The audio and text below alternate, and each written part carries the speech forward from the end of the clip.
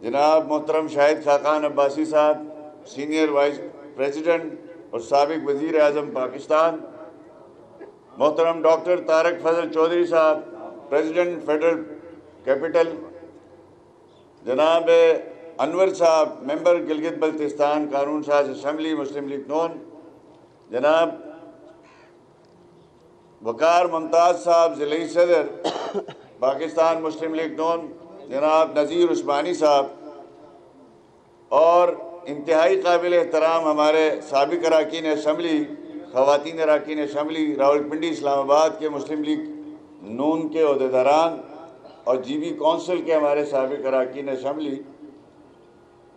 आज की इस तकरीब चूँकि बहुत मुख्तसर है लेकिन इंतहाई खूबसूरत है और इंतहाई शानदार है। मुझसे कबल मेरे साथियों ने बड़ी तफसीली गुफ्तगू की है।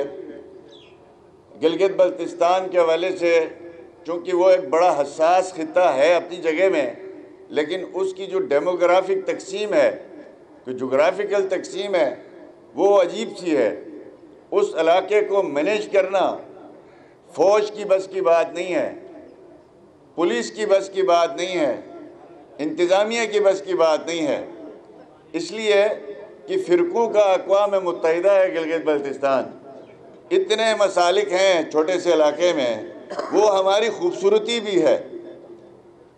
और पॉलिटिकल पार्टीज़ के लिए सबसे बड़े चैलेंजेस यही हैं कि वहाँ पे पॉलिटिकल पार्टीज़ को हर 10 साल बाद, ख़ास तौर पर मुस्लिम लीग नून को हर 10 साल बाद उसको डैमेज किया जाता है।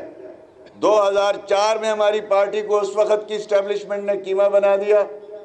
हमने कहा ये काम मत करो, आप ये पॉलिटिकल पार्टियाँ नहीं बना पाओगे और इस कौम को जोड़ने का एक ज़रिया है, लेकिन हमारी बात नहीं सुनी गई। हमारे 8 अरकान असम्बली थे, उसमें से जनरल परवेज़ मुशर्रफ की सरपरस्ती में हमारे 7 अरकान को उठा के, हमारे इलेक्टेबल्स को उठा के हमारी जमात को कमज़ोर तो कर दिया गया। लेकिन आप देख लें, आज गिलगित के सारे सीनियर हजरात मौजूद हैं। 2004 में कि 5 में गिलगित बल्तिस्तान में फसादात शुरू हुए और उसके बाद 2013 तक 450 अफराद का कत्लेआम हुआ। कोई पुरसान हाल नहीं था, कोई निज़ाम ऐसा नहीं था, क्योंकि आर्टिफिशियल काफ लीग बना दी गई जिसकी आवाम में जड़ें नहीं थी। इलेक्शन होता है, उस इलेक्शन में 24 हलकों में काफ लीग बंदे खड़े करती है, उसमें से 20 में वो हार जाते हैं, 4 टोटल सीटें मिलती हैं और उसमें 12 आज़ाद अरकान जीतते हैं। उनको मिला के वहाँ पे गवर्नमेंट बनाई जाती है। अब उसके बाद मुस्लिम लीग नून ने असरनो दोबारा कोशिश की। 2015 में अल्हम्दुलिल्लाह हमने 2009 में जमात दोबारा हमारी खड़ी हुई।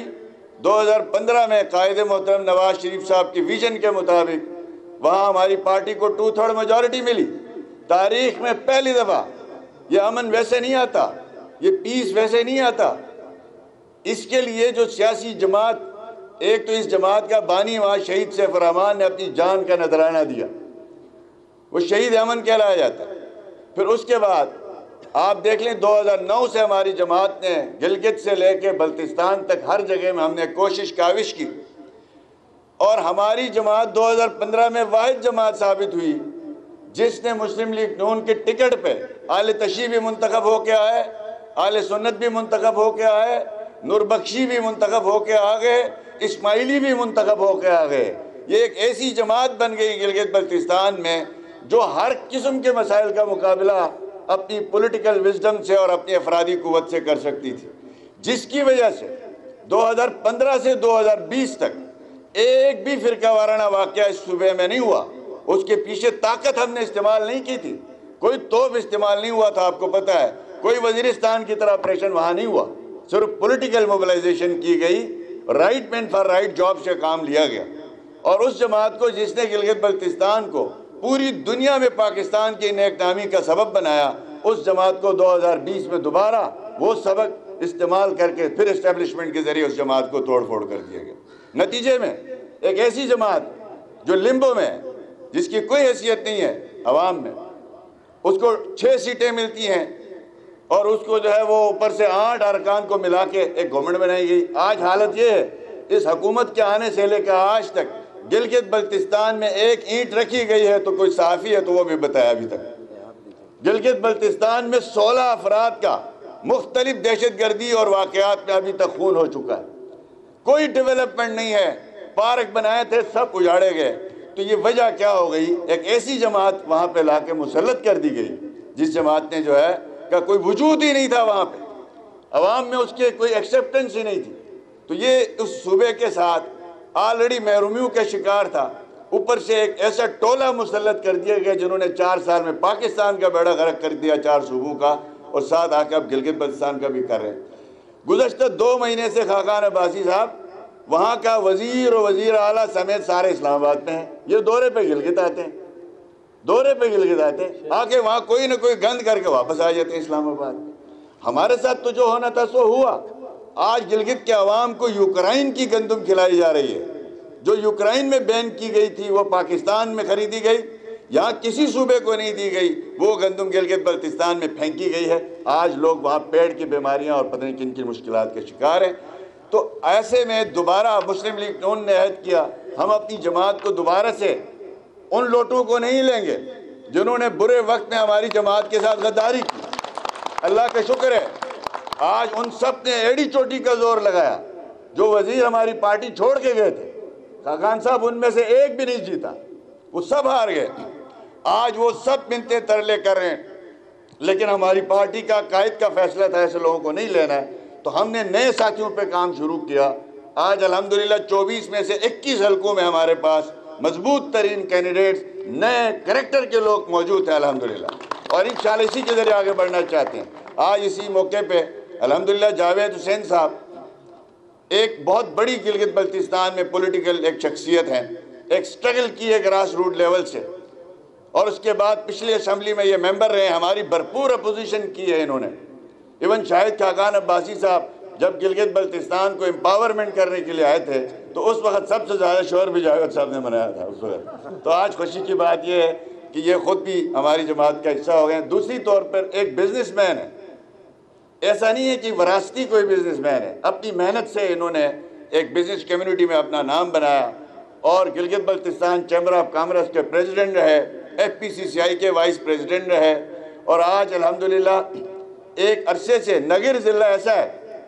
میں نے جو تھوڑی سی تمہید باندھی وہ اس میں گزارش کا مقصد یہی تھا کہ اس ضلع میں نگر میں 100% اہل تشیع ہے. اب اگر وہاں ایک تاثر پیپلز پارٹی نے ایسا پھیلایا ہوا ہے کہ مسلم لیگ جو ہے وہ سنیوں کی جماعت ہے, پیپلز پارٹی شیعوں کی جماعت ہے. یہ جماعت ایسی جماعت ہے پیپلز پارٹی بدقسمتی کے ساتھ, وہ سندھ میں جا کے سندھو کارڈ استعمال کرتی ہے, سرائکی میں جا کے سرائکی کارڈ یوز کرتی ہے, سنیوں میں جا کے سنی کارڈ یوز کرتی ہے, شیعوں میں جا کے شیعہ کارڈ یوز کرتی ہے, لیکن سب سے پاکستان میں لبرل جماعت پھر بھی وہی کہلائی جاتی ہے. افسوس یہ بات. آج جاوید صاحب اس کے ساتھ ہمارے اسماعیل صاحب پیپلز پارٹی کے درینہ ساتھی تھے, چیمبر آف کامرس کے وائس پریزیڈنٹ ہیں, وہ تشریف لائے ہیں, مسلم لیگ نون میں باضابطہ شمولیت اختیار کر رہے ہیں.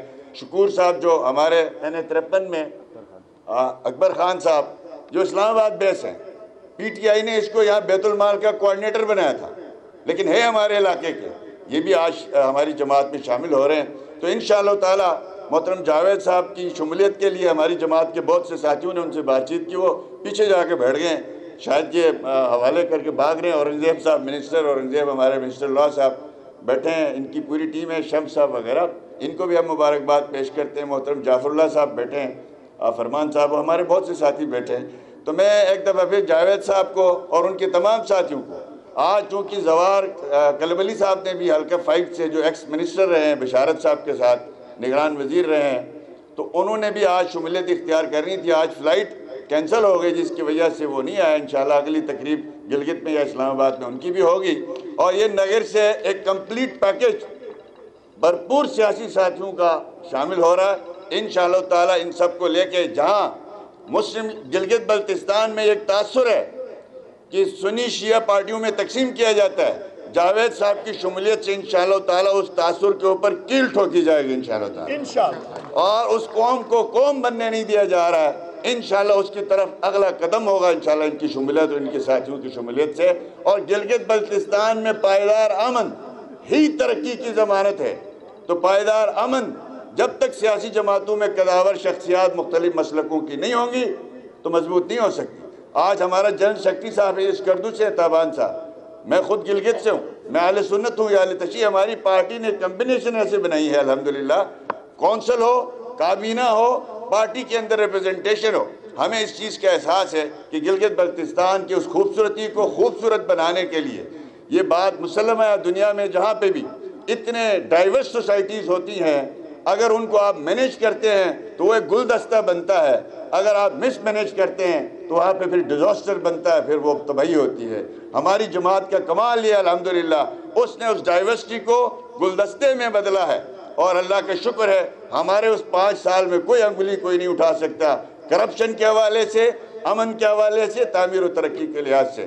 تو لہٰذا میں ایک دفعہ پھر محترم جاوید صاحب اور ان کے ساتھ اسماعیل صاحب اور اکبر صاحب، ان سب کی شمولیت پہ پارٹی کے اندر دل کی گہرائیوں سے جی بی مسلم لیگ نون کی جانب سے خوش آمدید کہتا ہوں۔ محترم ڈاکٹر طارق چوہدری صاحب کا ہم ایک دفعہ پھر شکریہ ادا کرتے ہیں۔ جیسے ہمارے اشرف صاحب نے کہا کہ یہ پارٹی کا ایسا اثاثہ ہے، یہ پارٹی کا اثاثہ ہے اور ان کے اثاثے پارٹی کے ہیں، تو یہ میں ان کا شکریہ ادا کرتا ہوں۔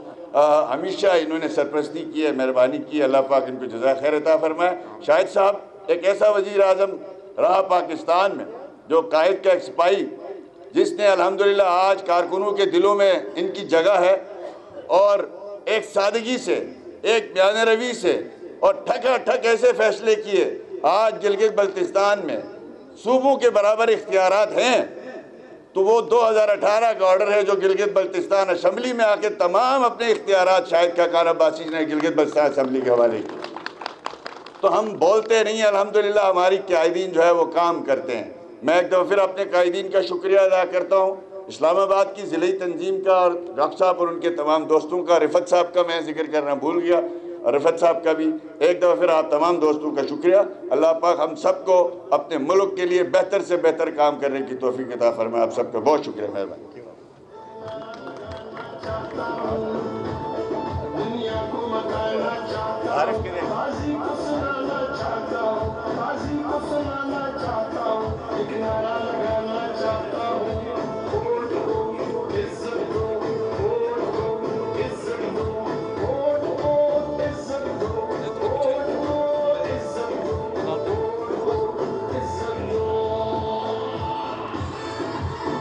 بہت بہت شکریہ